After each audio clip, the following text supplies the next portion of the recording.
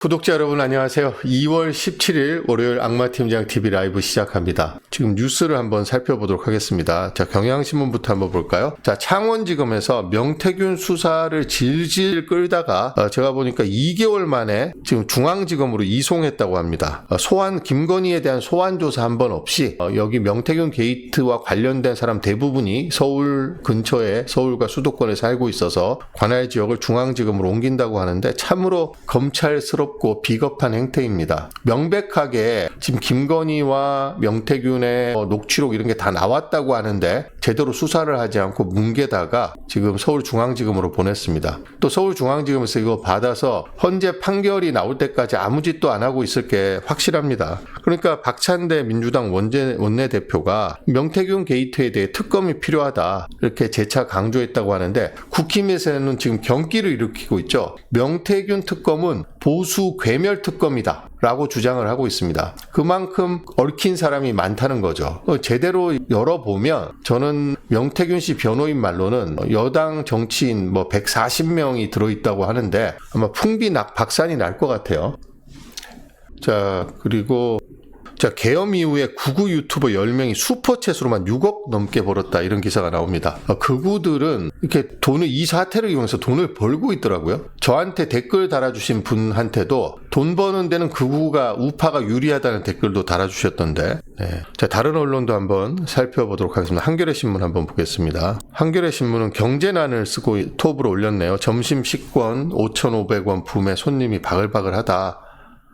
톱뉴스로 올렸습니다. 김건희가 조태용 국정원장에게 계엄 전날 문자를 2통 보냈다고 하는데 그에 대해서 지금 윤석열이 계엄을 선포하고 내란을 저지른 게 윤석열 내란이냐 김건희 내란이냐 다시 김건희가 뉴스 전면에 등장했습니다. 명태균 게이트에 대한 수사가 서울중앙지검으로 이송되면서 그동안 윤석열 내란 사태 이후 김건희 이름이 거의 쏙 들어가 있었는데요. 김건희가 다시 전면에 등장했습니다. 그래서 오늘 제목을 이번 내란이 윤석열 내란인가 아니면 김건희 내란인가, 김건희가 주도한 내란인가 김건희를 살리기 위한 내란인가, 적어도 둘 중에 하나죠. 윤석열이 이번에 내란을 일으킨 주된 원인은 김건희를 살리기 위해서 김건희를 지키기 위해서 내란을 저질렀다는 것은 지금 알만한 사람은 다 알 수 있는 내용입니다. 그런데 김건희가 이 내란 과정에서 얼마나 주도적인 역할을 했는지는 지금 베일에 가려 있죠. 그리고 윤석열은 김건희를 지키기 위해서 우리 와이프는 몰랐다. 알면 혼났을 것이다. 이런 식으로 김건희에 대한 쉴드를 치고 있는데 지금 국정원장에게 문자를 보냈다는 거, 계엄 전날. 그리고 김봉식 서울경찰청장이 검찰 조사에서 이야기를 했죠. 윤석열이 자기를 안가로 불러서 이야기할 때 가정사 이야기를 했다. 이번 계엄을 선포하는 배경으로. 그럼 가정사라면 윤석열이가 애가 없잖아요. 윤석열 가정은 김건희밖에 없습니다. 윤석열이 가정사를 언급했다는 거는 김건희 이야기겠죠. 그래서 여러 가지 지금 드러나고 있는 정황이 김건희를 향하고 있습니다. 그래서 이번 내란에 김건희가 어느 정도 역할을 했는지도 철저한 수사를 통해서 밝혀야 되는데 지금 대통령 경호처가 지금 수사를 막고 있어서 진전을 못하고 있습니다. 그리고 검찰은 김건희에 대한 수사를 개시를 하지 않고 있습니다. 지난 금요일 날 김성훈 경호차장에 대한 구속영장을 3번째로 신청을 했는데 검찰이 저는 이것도 반려할 확률이 상당히 높다고 봅니다. 지금까지 이유 없이 2차례 반려를 했거든요. 한 번 더 반려를 하면 3번째 반려를 하는데 검찰이 감추려고 하는 게 분명히 있다 이런 생각이 듭니다. 자, 데이비드 김님, 보수들 스스로 자기들 괴멸할 죄를 지었다고 증언.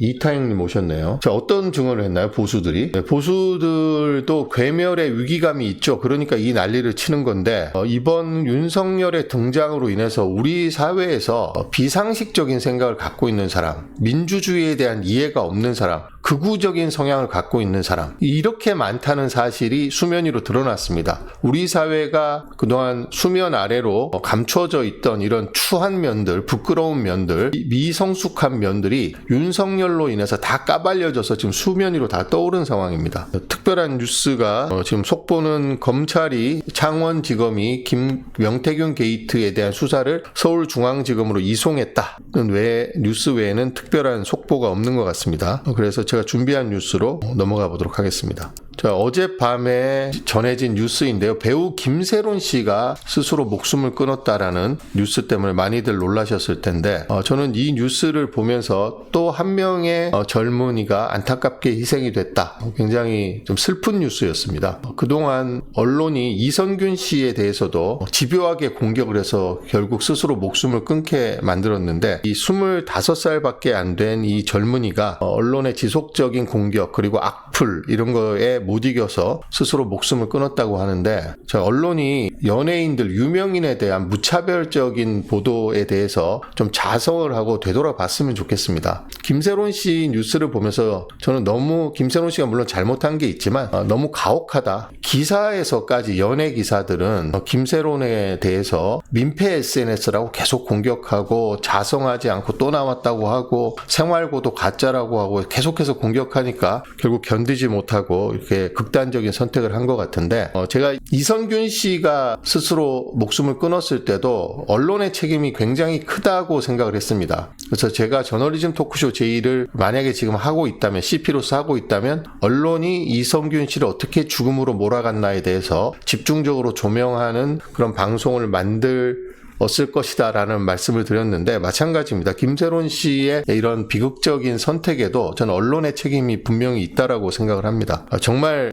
언론이 집중해서 비판해야 될 대상에 대해서는 제대로 비판하지 않고 이렇게 젊은 연예인 한 명을 그렇게 모질게 공격을 해서 이런 상황으로 만들고 김건희 같은 악인에 대해서는 제대로 보도하지 않고 참 비판을 받더라도 잘못한 것에 대해서 비례해서 비판을 받아야 되는데 김세론 씨에 대한 언론의 비판은 과도했다는 게 제 개인적인 생각입니다. 자, 지금 MBC가 주말에 보도를 한 건데요. 자, 조태용 원장이 김건희에게 문자를 받았는데 내용이 생각이 안 난다 이렇게 했습니다. 자, 이 대목은 굉장히 중요한 대목입니다. 어떻게 김건희라는 공인이 아니죠. 김건희는 대통령의 부인일 뿐인데 국정원장에게 개인적으로 문자를 보낸다? 이거는 국정농단입니다. 그것도 계엄 전날 시기로 보거나 받은 대상으로 봤을 때 이 내용은 계엄 내란과 관련된 내용일 가능성이 매우 높다. 이렇게 보는 게 상식적이죠. 이 외교관 출신인 조태용은 지금 자기가 어떻게 빠져나갈 궁리만 하고 있어서 다른 거는 다 기억이 나는데 김건희 문자에 자기가 어떤 답을 했는지는 제대로 답변을 안 내놓고 있습니다. 이 부분은 분명히 수사가 필요한 대목인데 지금 조태용하고 김건희를 수사할 주체가 없습니다. 검찰도 수사를 안 하고 있고 저기 보시면 김봉식 서울경찰청장이 윤석열이가 계엄 선포 이유를 설명하면서 가정사를 언급했다. 그 가정사가 뭔가요? 개인적인 가정사. 이 자리에서 답변 드리는 건 적절치 않은 것 같습니다. 이렇게 이야기를 했습니다.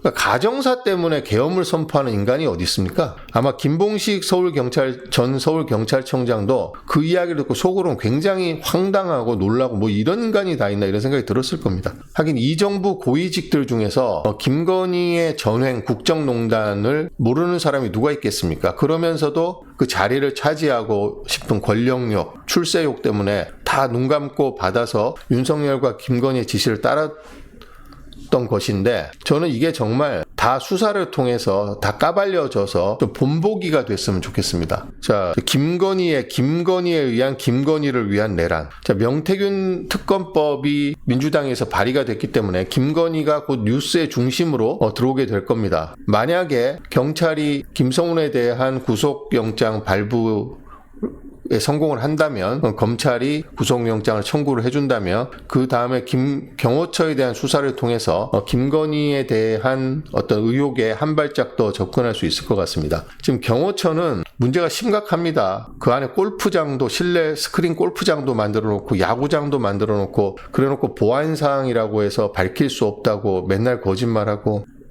명태균 씨가 변호인이 명태균 폰에 있는 통화 기록이다 이런 내용을 지금 다 살펴보고 내용을 정리하고 있다고 하니까 저는 이게 조만간 폭로가 되면 또 한 번 큰 충격파가 정치권을 덮칠 거라고 생각을 합니다. 자, SBS 그것이 알고 싶다에서 HID 요원 북파공작원 그러니까 김세론 씨가 출세했던 영화가 영화 아저씨인데 거기 아저씨의 원빈이 나왔던 맡았던 그 역할이 전직 북파공작원 이런 공작요원으로 나왔죠. 그만큼 무시무시한 그런 전투 수행 능력과 살상 능력을 지닌 사람들이 모여있는 곳이 북파공작원인데 HID라고 하죠. 자, 노상원의 수첩에서 500여 명에 대해서 수거하라는 그런 메모가 발견이 됐는데 이 수거의 뜻이 뭐냐? 흔적 없이 날려버리라. 이런 뜻이라고 증언을 했습니다. 여기 보시면 수거라는 말은 일반인들이 쓰는 말이 아니죠. 가장 위험한 말이다. 데리고 와서 흔적도 없이 날려버려라. 이런 뜻이라고 증언을 했습니다. 자, 이분은 얼굴을 공개하고 인터뷰를 했는데요. 흔적 자체를 다 없애버리는 것을 수거를 한다라고 말을 한다라고 증언을 했습니다. 그러니까 백령도 뭐 연평도 이런데 모아놓고 내무반 침대에다가 폭탄을 설치해갖고 폭파시켜서 다 없애버려라. 이런 메모가 지금 노상원 씨 수첩에서 발견이 됐는데 이 메모 내용에 대해서 MBC, 한겨레, 경향신문 이런 소위 민주 언론들 집중적으로 보도를 하고 있는데 조선일보나 이런 언론은 아예 한 줄도 보도를 안 하고 있습니다. 조선일보는 언론사 단전 단수 조치에 대해서도 전혀 보도를 하지 않고 있습니다. 이게 얼마나 끔찍한 내용입니까? 그 500명이 1차 대상인데 만약에 500명이 수거가 됐으면 500명으로 끝나겠습니까? 만약에 1000명, 5000명 이렇게 늘어나면 저도 수거 대상에 들어갔을 것 같다는 생각에 섬뜩해졌습니다. 이 극우 세력들이 저한테 와서 댓글을 그 정도 남기고 갈 정도라면 이렇게 명단을 확대하다 보면 저도 2차, 3차 수거 대상에는 충분히 들어갈 수 있겠구나 하는 생각이 들더라고요.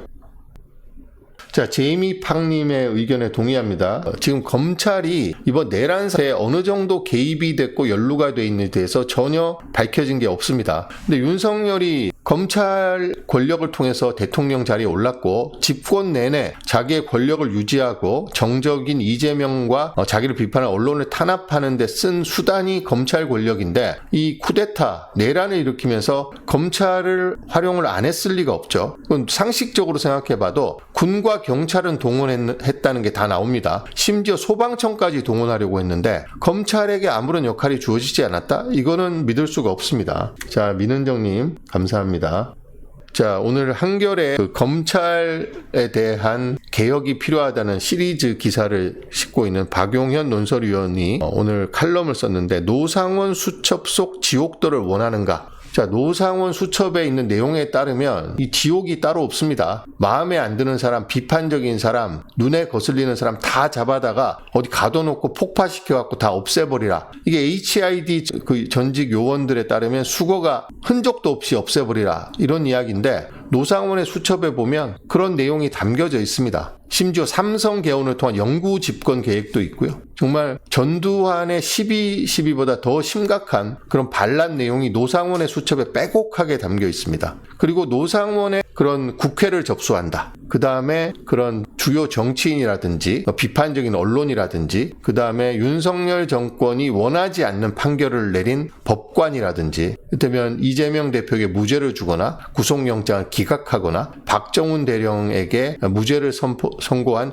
이런 군판사나 이런 사람들을 명단에 싹 다 적어놨습니다. 이런 사람들을 전부 수거해 가서 없애버리려고 했다니 이게 얼마나 끔찍한 일입니까? 그러니까 그런 지옥도가 윤석열을 지금 지지하고 윤석열의 복귀를 바라고 헌재를 공격하는 사람들은 정말로 그런 지옥도가 이 땅에서 2024년, 2025년 대한민국에서 그런 무시무시한 계획이 실행이 돼서 대한민국이 지옥으로 되는 그런 상황을 원하는가 이런 질문을 던지고 있습니다. 정말로 그런 걸 원하는 겁니까? 여기 와서 저를 공격하는 댓글을 다신 분들은 저 같은 사람이 잡혀가서 폭파돼서 이 땅에서 없어지기를 원하는 겁니까? 박용현 논설위원회 요지는 이겁니다. 만약에 길거리에서 칼을 들고 시민을 해치려고 하는 강도가 있으면 일단 그 강도를 칼을 든 괴한을 제압해서 칼을 뺏는 게 우선 아니냐. 근데 그 구속영장을 받아와라, 뭘 해라 이렇게 해서 그 시민들이 찔리면 회복할 수 없는 피해가 발생하는데 지금 윤석열의 탄핵은 형사재판과는 별개로 윤석열이 대통령직에 있으면 칼을 든 괴한이나 다름없는데 이 칼을 빨리 뺏어야 되지 않겠냐. 그리고 나서 영장을 받아서 이 사람을 재판에 넘겨서 처벌하는 것은 시간을 갖고 해도 되는데 지금 윤석열 탄핵이 늦어지면 늦어질수록 윤석열은 계속해서 지금 칼을 들고 있는 형국이잖아요.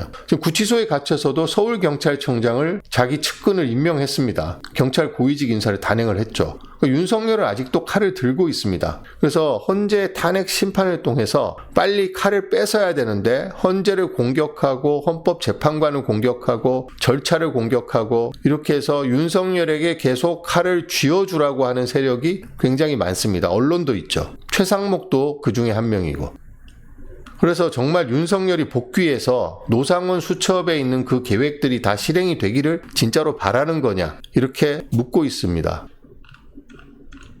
자, 여러분 이재명 대표도 체포돼서 수거 대상 1호 수거 대상이었잖아요. 이재명 대표도. 자, 윤석열이가 아무 일이 없었다 이렇게 이야기를 했습니다. 아무도 다친 사람이 없는데 호수위 달 그림자를 쫓는 일이다 이렇게 헛소리를 했는데 이재명 대표가 아무 일이 없었다라는 그 궤변에 동의하냐? 자기 눈밖에 난 사람을 모두 집단 학살하려 한 게 윤석열이고 이것은 파시즘이다 이렇게 지적을 했습니다. 그러면서 마르틴 뉘밀러 목사의 시 침묵의 대가 전문을 페이스북에 올렸습니다. 자, 이 시에 대해서 한번 제가 검색을 해서 찾아봤는데 자, 나치가 공산주의자를 덮쳤을 때 나는 침묵했다. 그리고 나치가 노동조합을 덮쳤을 때 나는 침묵했다. 나치가 3인당을 덮쳤을 때 침묵했다. 왜? 나는 공산주의자가 아니니까. 나는 나치가 공산주의자를 덮쳐도 나는 침묵했습니다. 나치가 3인당을 덮쳤을 때도 나는 3인당이 아니니까 침묵했습니다. 나치가 노동조합을 덮쳤을 때도 나는 노동조합이 아니니까 침묵했습니다. 나치가 유태인을 600만 명을 학살해도 나는 유태인이 아니니까 침묵했습니다. 근데 마지막에 내 차례가 됐을 때 아무도 나를 지켜줄 사람이 없었다. 왜? 다 죽거나 체포되거나 수거되거나 했으니까요. 그래서 지금 저한테 와서 댓글을 달거나 극우 집회에 가거나 헌재를 공격하거나 하는 분들은 본인들이 수거 대상이 됐을 때 어떻게 하시려고 이럽니까? 지금 제가 수거 대상이 됐다라고 이러는 게 아니잖아요. 우리나라의 그 누구도 수거 대상이 돼서는 안 됩니다. 조선일보가 단전단수 조치 대상에서 제외됐습니다. MBC, 경향신문, 한겨레, 뉴스공장 이렇게 단전단수 조치를 하라고 했습니다. 그러니까 조선일보가 단전단수 조치 대상에서 빠졌기 때문에 침묵하고 있는 거죠. 자, 수거 대상에 방상훈, 방정호 이렇게 방씨 일가가 사주 일가가 대거 들어갔으면 혹은 편집국의 간부들 뭐 양상훈이니 강천석이니 김대중이니 이런 사람이 들어갔으면 어땠을까요? 지금 안 들어갔으니까 지금 침묵하고 안 들어갔으니까 옹호하고 있는 거잖아요. 근데 저는 그 명단에 조선일보가 들어가 있더라도 저는 반대했을 겁니다. 단전단수 조치나 조선일보 사주 일가를 수거해서 폭파시켜서 없애버려라 라는 조치가 있었더라도 저는 비판했을 겁니다. 민주당이 그래도 비판했고 국민의힘이 그래도 비판하고 윤석열이 그래도 비판하고 문재인 대통령이 그래도 당연히 비판을 했을 겁니다. 이거는 민주공화국에서 있을 수 없는 행태거든요. 극우 파시즘, 나치 같은 행태인데 이런 계획을 보고도 본인이 자기가 속한 집단이 본인 주변 사람이 그 수거 대상에서 제외됐고 단전단수 대상에서 제외됐다고 해서 그걸 옹호해 준다는 게 이게 있을 수 있는 일입니까? 그러니까 나만 괜찮으면 내가 싫어하는, 내가 반대하는, 나랑 다른 생각을 가진 사람은 수거돼 갖고 다 폭파시켜서 죽여버려도 좋다. 비판적인 언론은 전부 단전단수 조치를 해서 전부 숨통을 끊어놔도 좋다. 이런 생각을 갖고 있는 거잖아요. 그러니까 윤석열에게 동조하고 헌재를 공격하고 윤석열 탄핵을 반대하고 윤석열의 대통령직 복귀를 촉구하고 지금 이러고 있습니다. 자, 조선일보나 그런 분들에게 만약에 윤석열이 계엄에 성공했잖아요. 그럼 처음에는 지금까지 언급된 알려져 있는 비판 세력을 제거했겠죠. 그럼 윤석열이 계속 집권해서 하면 또 윤석열에 대한 비판 세력이 없겠습니까? 조선일보라고 언제까지 윤석열이 예뻐해 주겠습니까? 또 눈밖에 나면 조선일보도 바로 수거 대상이 됩니다. 이번에 안 됐을 뿐이지 다 알면서 자기네들이 수거 대상이 아니고 단전단수 대상이 아니라고 해서 나를 덮치지 않았다고 해서 지금 모른 척하고 있습니다. 정말 윤석열이 내란에 성공해서 장기 집권을 했으면 무사할 수 있는 사람이 누가 있습니까? 윤석열 눈밖에 나면 다 수거 대상이 되는데 그때 조선일보를 덮치면 윤석열이 누가 조선일보를 덮친 윤석열을 비판하겠습니까? 자, 윤석열의 끔찍했던 내란 계획, 그리고 헌재 와서 저렇게 천연덕스럽게 거짓말과 궤변을 일삼고 있는데, 자, 윤석열이가 국회는 그냥 국회를 보호하기 위해서, 경비하기 위해서 병력, 질서 유지를 위해서 병력을 보냈다, 이렇게 이야기했죠. 그러면서 뭐라고 했냐면, 내가 만약에 국회의 계엄 해제 의결을 막으려고 했다면 단전 단수 조치를 했겠지, 그런 걸 안 하지 않았느냐, 이렇게 이야기를 했는데, 특전사 요원들이 국회 단전 단수 조치를 취했다는 CCTV 영상이 공개가 됐습니다. 자, 김현태 단장이 이끄는 군인들 707 특수임무단이 12월 4일 새벽 0시 32분에 계엄군 16명이 국회 본관 2층 창문을 깨고 내부로 진입했습니다. 국회는 계단을 올라가면 거기서부터 2층입니다. 거기로 진입을 했죠. 우리가 영상에서 보던 그 층, 시민들하고 계엄군이 뒤엉켜 있던 그 곳이 2층입니다. 그중에 7명이 1시 1분경 승강기를 타고 지하 1층으로 내려갔고, 여기에서 차단기를 내려서 지하 1층의 전력을 차단했습니다. 근데 이때는 국회에서 계엄 해제 결의안이 통과된 직후였기 때문에 이 특전사 요원들이 국회 이 차단기 위치가 정확히 어디에 있는지, 이 어떤 차단기를 내리면 어디가 차단되는지를 정확하게 모르는 상태에서 헤매다가 국회 지하 1층으로 가서 차단기를 발견하고 분전하면서 차단기를 내렸는데, 지하 1층만 차단이 됐습니다. 그리고 계엄 해제 직후였기 때문에 그런 상황을 모르고 차단기를 내렸는데, 야, 계엄이 해제됐으니까 철수해 라는 연락을 받고 차단기를 다시 올려서 전력을 복귀시키고 물러났습니다. 근데 만약에 이 707 특수임무단이 10분만 먼저 들어가서 국회 본회의장에 있는 전력을 차단을 했으면 캄캄한데 국회 본회의가 진행이 될 수 있었겠습니까? 투표가 가능했겠습니까? 그러면 국회 계엄 해제 결의안은 통과 처리가 안 됐을 겁니다. 근데 간발의 차로 국회가 계엄해제 결의안을 통과시켰고, 그 직후에 707에서 지하 1층의 전력을 차단하고 다른 층도 전력을 차단하려고 하다가 연락을 받고 철수한 거죠. 사실 이렇게 반박할 필요도 없이 윤석열이가 국회를 접수하고 지도자를 체포해서 수거하고 국회 계엄해제 결의를 막으려고 했다는 것은 여러 가지 증언을 통해서 이미 다 알고 있습니다. 근데 하도 거짓말을 해대니까, 그럴 거면 국회를 단전 단수를 시켰었지 안 했지 않느냐라고 했는데, 국회 지하 1층에 대해서 단전 조치가 취해진 게 CCTV로 확인이 됐습니다. 자, 민주당에서 왜 이거를 어제 공개를 했느냐? 국회 CCTV가 너무 많아갖고 일일이 다 확인을 못했는데 제보를 받았다고 합니다. 사실은 단전 조치가 부분적으로 이루어졌다, 국회 본청에서.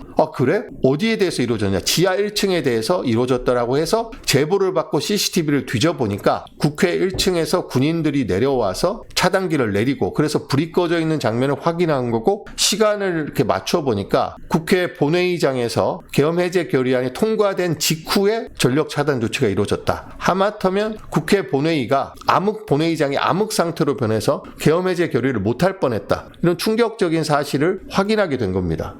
이런데도 불구하고 윤석열이가 계속해서 거짓말을 하고 있습니다. 그러니까 언론사 단전 단수도 이미 소방청장에게 이상민이 전화를 해서 지시했다는 증언이 나왔잖아요. 이런 걸 보면 윤석열이가 당연히 비판적인 언론사에 대해서 단전 단수 조치를 지시했을 것이고, 그러니까 이상민이 그걸 실행을 한 건데, 윤석열이가 직접 준 건 아니고 자기가 몸발치해서 받고 걱정이 돼서 전화를 했다라는 이런 또 말도 안 되는 거짓말을 이상민이가 늘어놓고 있습니다. 그런데도 조선일보나 국민의힘은 침묵을 하고 있습니다. 그러니까 본인들이 단전 단수가 되고, 저는 정말 한번 해봤으면 좋겠어요. 어떻게 나오나 보기 위해서라도. 조선일보의 단전 단수에서 화장실도 못 가고 기사도 출고 못하고 업무를 완전히 마비시키고, 조선일보 사주 일가하고 편집국 고위 간부들을 싹 다 수거 대상에 넣어서 그렇게 하면 어떻게 반응을 할까요? 자기들이 그 명단에 들어있지 않다고 저렇게 눈을 감고 침묵을 하는 게, 독일 나치 시대에 처음에 협조했던 사람과 뭐가 다릅니까? 자, 국회 단전은 실행이 됐습니다. 자, 언론사 단전 단수는 실행 계획이지만 실행되지는 못했습니다. 자, 국회 본회의 의결에 대한 저지, 시도가 있었고 국회 단전은 실행이 됐습니다. 자, 노상원 메모는 70여 쪽에 아주 충격적인 내용으로 빼곡하게 기록이 되어 있습니다. 이게 다 수사를 통해서 사실로 밝혀져야 될 대목입니다. 그러기 위해서 윤석열이가 헌재에서 국회 탄핵소추안을 기각을 시켜서 대통령직에 복귀시키면 다 물거품이 되는 겁니다. 지금 구치소에서도 서울경찰청장을 임명하는 윤석열인데 대통령직에 복귀하면 무슨 짓을 저지르겠습니까 지금. 수단과 방법을 가리지 않고 본인이 살아남기 위해서 수사하고 있던 사람들을 공격하고 처벌하고 정말로 내전이 벌어지는 겁니다.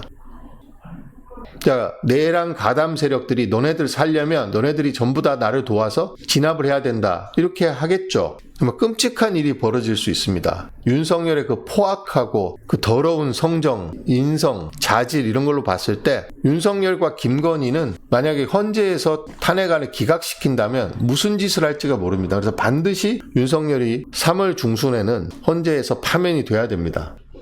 자, 경호처 윤석열이가 뭐 트럼프하고 골프를 치기 위해서 또 헛소리를 했죠. 알고 봤더니 윤석열이가 군인들을 충성을 유도하기 위해서 군 골프장에 다니면서 군인들하고 골프를 엄청나게 쳤습니다. 그러면서 충성 맹세를 받고 충성 서약을 받고 그러려고 골프를 열심히 쳤죠. 그러기 위해서 골프 연습장이 필요하니까 대통령 관저에 골프 연습장을 만들려고 하다가 안 되니까 경호처 체육시설로 스크린 골프장을 만들어 놓고 아예 문을 잠가고 일반인들은 들어갈 수 없게 하고 경호처 체육시설이다 이렇게 해놨습니다. 이런 게 다 드러났는데 계속해서 거짓말을 했죠. 그런 시설이 없습니다.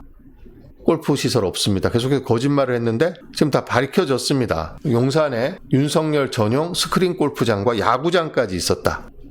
2023년에 조성됐고 문이 잠겨져 있어서 일반 직원들은 근처에도 못 갑니다 지금. 그러니까 이게 윤석열 같은 더러운 인성의 소유자, 도덕성이라고는 전혀 없고 사적인 욕망과 권위의식, 폭력적인 생각으로 가득한 사람은 본인이 대통령이 되면 포법적, 불법적인 일도 막 저질러도 되고 그런 윤석열에게 예스맨이해서 윤석열이가 시키는 그런 불법적인 일을 거리낌 없이 하는 자들에게는 자리를 줘서 다 출세를 시킵니다. 그리고 윤석열이가 지금 벌인 이 부정하고 부패한 이 판에 얼마나 많은 사람들이 개입이 됐는지 알 수가 없습니다. 저는 국민의힘 정치인들도 대거 연루돼 있고 이 윤석열, 김건희가 벌인 이 부정부패의 늪에 다 빠져 있습니다. 그래서 윤석열이가 처벌되고 대통령실에 쫓겨나면 본인들도 줄줄이 다 엮여갈 거기 때문에 결사적으로 막고 있는 거죠. 자, 여러분들 제 주말에 또 충격적인 뉴스가 있었는데 자, 금남로에서 극우들이 몰려가서 집회를 했습니다. 금남로가 어떤 곳입니까? 전두환의 계엄군이 쳐들어왔을 때 시민들이 목숨을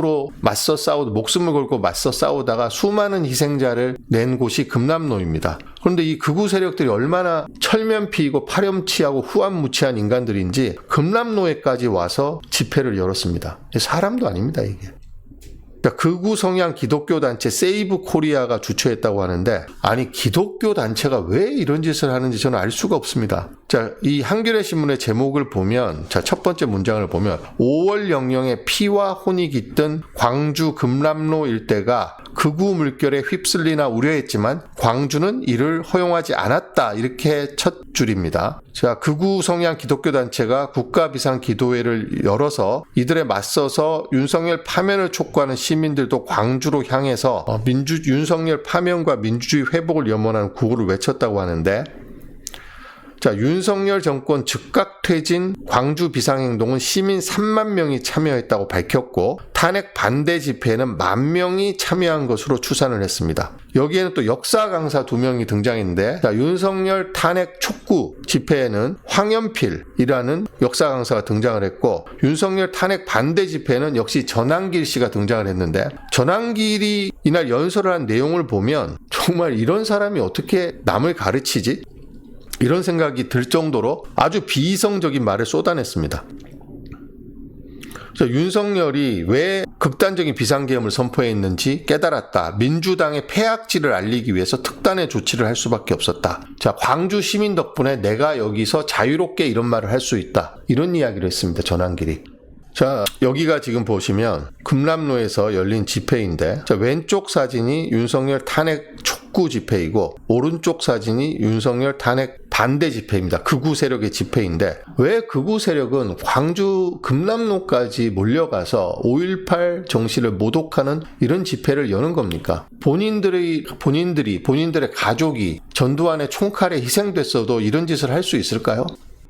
여기 보시면 저기 광주의 조영대 신부님이 한 말이 저는 아주 인상적이던데, 광주 금남로에 여러 명이 연단에 올라서 발언을 했는데 조영대 신부님이 반대쪽의 세이브 코리아 집회를 향해 이것들아 여기가 어디라고 그 더러운 발을 들여놓느냐 썩 물러거라 이렇게 일갈하셨다고 합니다. 저는 정말 더러운 발을 윤석열의 내란을 옹호하는 집회를 금남로에 와서 한다? 너무나 더러운 생각이죠.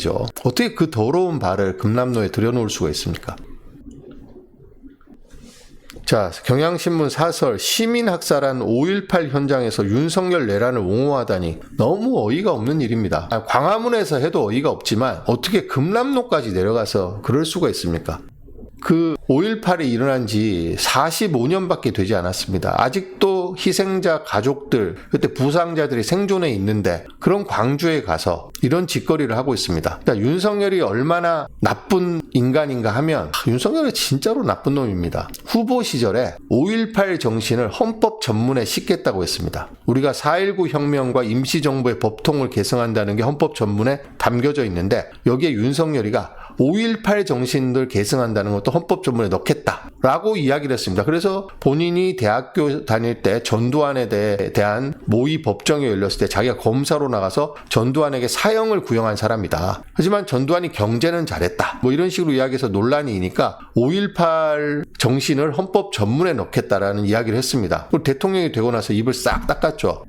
그런데 윤석열이 내란을 저지르고 윤석열 지지자들이 5.18 정신을 모독하는 집회를 금남로에서 열었습니다. 그러니까 윤석열과 윤석열을 지지하는 세력들이 얼마나 몰역사적이고 반이성적이고 괴물 같은 인간인지 이 금남로 집회를 보면 알 수 있습니다. 윤석열은 5.18 정신을 그냥 이용했을 뿐입니다. 자기 대선 득표 전략으로. 정말로 5.18 정신이 뭔지도 모르고 5.18 정신을 헌법 전문에 담을 생각도 없었으면서 표만 된다면 무슨 말이든 다 하는 거죠.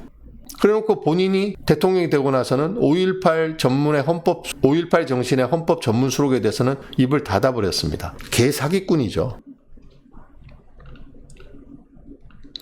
자, 조선일보가 기사를 실었는데 저는 조선일보한테 정말 윤석열이 너네를 덮칠 때 어떡할 거냐. 광주에 모인 반탄 3만 명 이러면서 이 집회를 의미를 부여하고 이 집회를 응원하는 기사를 싣고 있습니다. 자, 여기 보시면 윤석열 지지하는 극우 집회가 이만큼이고, 자, 윤석열 탄핵을 촉구하는 집회가 요만큼이라고 하면서 반대 집회가 훨씬 세력이 크다라고 그림을 그려놓고, 인원도 광주시민 총궐기, 그러니까 윤석열 탄핵을 촉구하는 집회는 10,000명, 그리고 세이브 코리아 이 극우 집회는 30,000명, 주최 측 주사는 60,000명. 이래서 이 찬성 집회보다 윤석열을 옹호하고 지지하는 극우 집회가 3배나 많았던 것으로 보도하고 있습니다. 다른 언론들은 이런 국가 비상 기도회라는 극우 단체를 막기 위해서 광주 시민들과 또 뜻을 같이 하는 주변 시민들이 모여서 훨씬 많은 새 숫자로 이들의 금남로에 대한 모독을 막아냈다 이렇게 기사를 쓰고 있는데, 지금 조선일보는 3배 이상 많은 인원이 와서 광주의 다양성을 보여줬다 이런 식으로 의미를 부여하는 못된 기사를 썼습니다.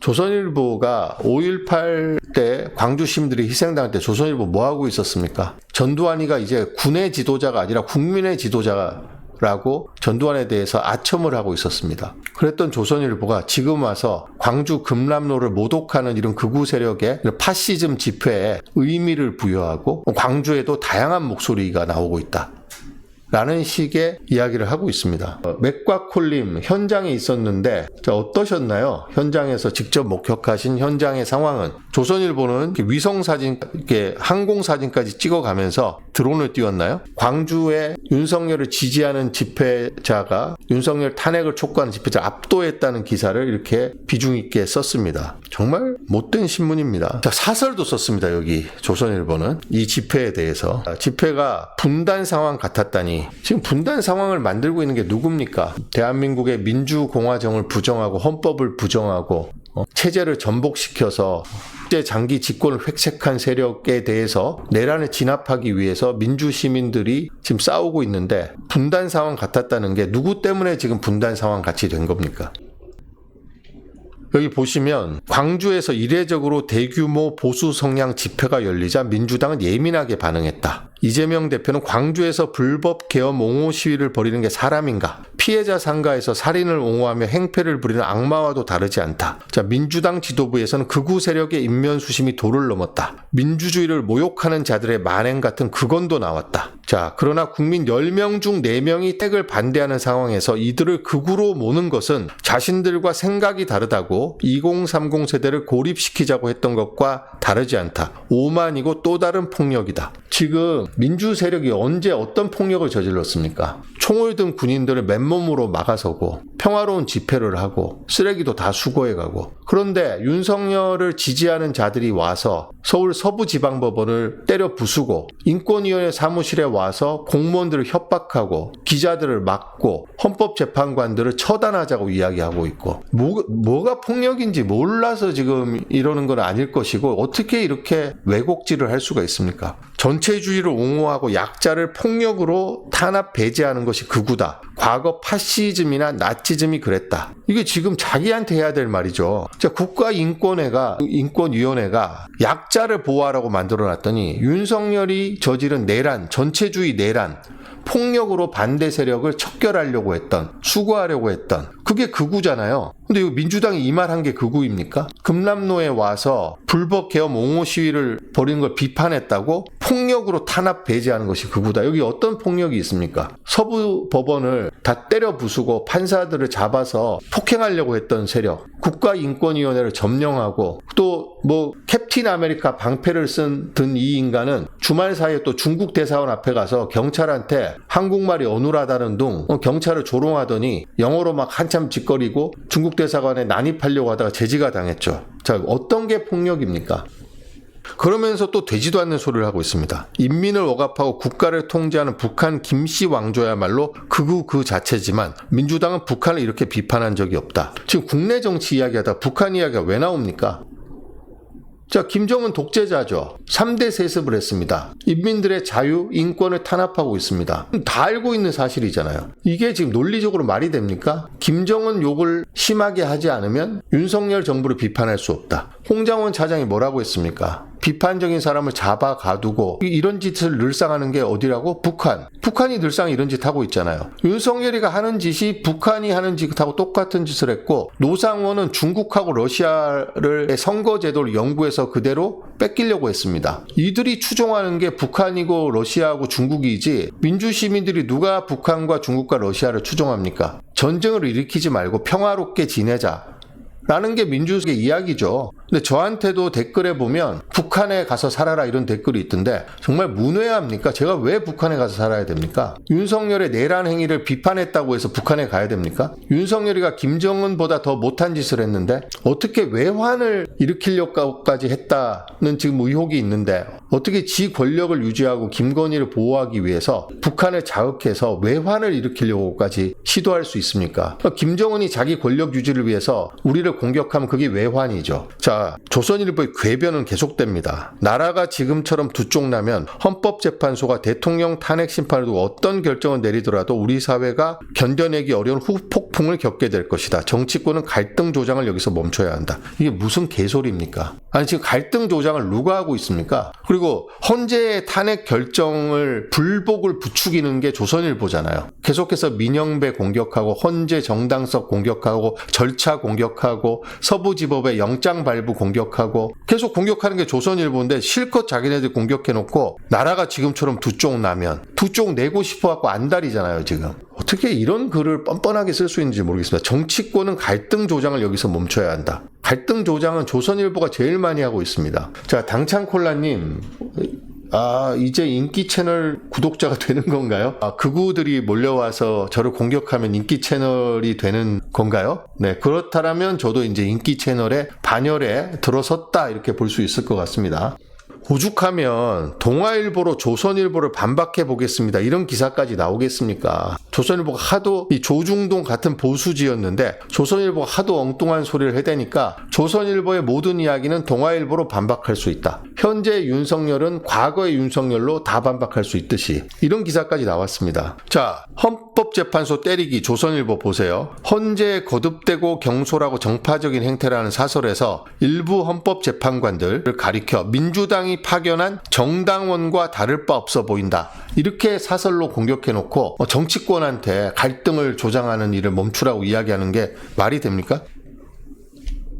자, 동아일보는 여당의 헌법재판관 공격 도를 넘었다. 보수 중도 진보 성향의 재판관이 혼재돼 있고 이는 자연스러운 일이다. 성향이 문제라면 윤석열이 임명했거나 여당이 추천한 재판관도 재척 기피 대상이 될 수밖에 없다. 당연한 이야기죠. 그러니까 헌법재판관의 추천을 다양하게 하도록 해놓은 겁니다. 어떻게 전부 윤석열 지지하는 헌법재판관만 있으면 그게 제대로 된 헌법재판소입니까? 자, 서울지법 폭동 사태 이후 조선일보는 비판하면서도 사설을 통해서 본질을 흐리는 듯한 입장을 냈습니다. 사법부에 대한 불만과 분노가 이번 난입 사태의 한 배경이 된 것은 아닌지 법원도 생각해봐야 한다. 경찰도 공권력 집행에서 정치적 풍향을 의식하며 일관성 없이 대처하는 행태를 보이면 곤란하다. 자, 폭력을 부추기고 옹호하고 있습니다. 그리고 경찰을 공격하고 있습니다. 법원을 공격하고 있습니다. 그래놓고 민주당이 나치즘이고 파시즘이고 그렇다고 비판하는 이게 무슨 이렇게 어떻게 한심한 주장을 펼칠 수 있는지 알 수가 없습니다. 자기 안에서도 너무 모순이 돼갖고. 자, 다른 이야기 하나 하고 오늘 지금 시간 12시가 넘어갔기 때문에 마무리하도록 하겠습니다. 허은하 개혁신당 지금 쫓겨났죠. 전 대표가 어제 SNS에 이준석이 언론 유착 의심 정황 사실을 확인했다고 올렸는데 혹시 보셨습니까? 자, 허은하의 페이스북을 제가 한번 들어가 보니까 아이고 또 페이스북이 사라졌네요. 자, 이준석이 톡방에서 허은하가 있는 톡방에서 아마 메시지를 보낸 것 같은데 이것을 허은하가 캡처를 해서 올려놨습니다. 이 내용을 보면 이 내용도 참 충격적인데 이준석에 대해서 여러분 제가 허은하 페이스북 잠깐 한번 찾아보겠습니다. 찾아놨는데 금방 제가 잘못해서 없애져 버렸습니다. 이준석이가 명태균하고 각별한 사이인 건 다 아시잖아요. 이준석이가 어떻게 해서 당대표가 됐고 정치적으로 주목을 받았나 했더니 거기에는 조작을 하는 명태균이가 뒤에 있었다. 이것도 밝혀내야 될 의혹인데 이준석이 어느 정도냐면 자, 이준석의 페이스북에 허은하 씨가 올린 허은하 전 대표가 올린 이준석의 카카오톡입니다. 여기 보면 자, 자기의 당이 윤석열 신당보다 더 세다는 이거를 돌리자. 뉴스 토마토 조사인데 오늘 김현정 뉴스쇼에 조정훈이가 나와서 이준석 신당에 대해서 나쁜 소리 드립을 칠 테니 개소리 못하게 제작진에게 이 뉴스 토마토의 조사 결과를 넣어줘라. 그랬더니 오케이. 조정훈한테 컬트 정당이 뭔지 김현정에게 물어보라고 해야지. 자, 김현정에는 조정훈, 박지훈에는 장해찬, 김종배에는 유상범이 나오는데 다 찔러 넣어서 질문하라고 해. 그런데 지금 이 중에서 김현정한테는 찔러 넣어줘서 김현정이 지금 이야기를 말하는 중 이런 캡처 내용을 공개했습니다. 자, 김현정은 이준석에 대해서 과도한 애정을 보였다는 비판이 늘 있었죠. 이준석이 적임자가 아닌데도 이준석을 불러내서 이준석한테 물어보고. 그래서 왜 그렇게 김현정의 뉴스쇼가 이준석 측이고 이준석 편향적이냐 이런 이야기가 있었는데 김현정의 뉴스쇼에는 박성민 정치 컨설턴트가 고정 출연을 했죠. 근데 박성민 민 컨설팅 대표가 이준석 측으로부터 본인은 5천만 원, 본인이 그 회사에 있던 실장인가 하는 사람도 돈을 500만 원씩인가 받아서 총 6천만 원을 개혁신당의 정상적인 지출 절차를 거치지 않고 그 민 컨설팅 박성민 씨 측에 총 6천만 원이 건네갔다는 사실도 허은하가 폭로를 했습니다. 거기에 더불어서 김현정의 뉴스쇼에 찔러주니까 김현정이 또 받아서 질문 질문을 했다, 이런 폭로가 나왔는데, 여기에 대해서 제가 검색을 해보니까 언론 보도가 거의 없어요. 지금 저는 김현정의 뉴스쇼에 대한 비판보다 이준석이가 젊고 참신한 정치인이라고 스스로를 포장해갖고 오늘날 뭐 대선 주자 반열에까지 올랐다는 이준석이가 하는 짓이 이렇게 구태입니다. 어떻게 명태균 같은 사람하고 어울려갖고 여론조사를 조작해서 정치 지도자 반열에 오르고, 이렇게 미디어를 조작하고 정치 평론가들을 매수해서 본인에게 유리한 여론을 조성하려고 하고 하는 짓이 아주 정치 공작에 능한 70년대, 80년대 노회한 정치인보다 더한 짓을 하고 있습니다. 이 부분도 만약에 김현정이 이준석하고 뭔가 지금 이것만 봐도 이준석하고 보통 관계가 아니구나 하는 게 짐작이 되는데, 김현정 CBS에서는 이 부분에 대해서 좀 답을 좀 해야 될 것 같습니다. 그렇습니다. 실시간으로 이준석 의견을 김현정이 받아줬다는 내용을 허은하가 폭로를 했습니다. 찔러 넣어줬고 바로 질문을 했습니다. 그래서 여기 보면 김현정이 지금 말하는 중 찔러 넣어주자마자, 자, 이 조사를 보면 이준석 당이 윤석열 신당보다 더 센다는데 이거 어떻게 된 겁니까? 라고 김현정이 바로 이야기를 해줬습니다. 자, 진돗개 구찌TV님처럼 이준석은 못된 것만 배웠다는 의견에 동의합니다, 지금. 자, 그래서 이런 정치 컨설턴트를 박성민 씨는 온갖 방송에 다 나오면서 정치권에 대해서 본인의 의견을 이야기하잖아요. 뭐 이준석이 차기 대통령감으로 자격이 있다는 둥, 확장성이 있다는 둥, 이재명은 뭐 혐오가 너무 심해서 안티가 너무 많아서 없다는 둥, 뭐 탄핵은 이렇게 의견이 갈려있기 때문에 헌재도 갈릴 거라, 이렇게 이런 식의 제가 내용을 다 들어보지 않았으면 모르겠습니다. 본인의 생각을 막 이야기하고 다니는데, 저도 이제 거기에 대해서는 조금 원죄가 있습니다. 제가 정치합시다에 박성민 씨를 캐스팅해서 정치합시다 계속해서 주요 핵심 출연자로 나왔으니까요. 근데 이런 박성민 씨를 이준석이 돈을 갖다가 5천만 원을 주고 박성민 씨 회사에 일하는 직원들에게 또 한 500만 원, 700만 원 이렇게 주고 해서 당비를 절차 없이 나눠줬다. 이거는 심각한 문제죠. 정치 컨설턴트, 정치 코멘테이터, 정치 분석가를 매수하는 행위잖아요. 그리고 이준석이 만약에 컨설팅을 위해서 박성민하고 민컨설팅에게 컨설팅을 의뢰하는 정식으로 계약서를 써야 되고, 그럼 박성민 씨는 나와서 코멘트를 하면 안 됩니다. 지금 심판처럼 나와서 이야기하고 있는데, 이준석한테 컨설팅 의뢰를 받았으면 방송 출연을 중단하고 이준석 컨설팅만 해줘야죠. 이준석한테 컨설팅 의뢰받고 나가서 이준석한테 우호적으로 이야기해주면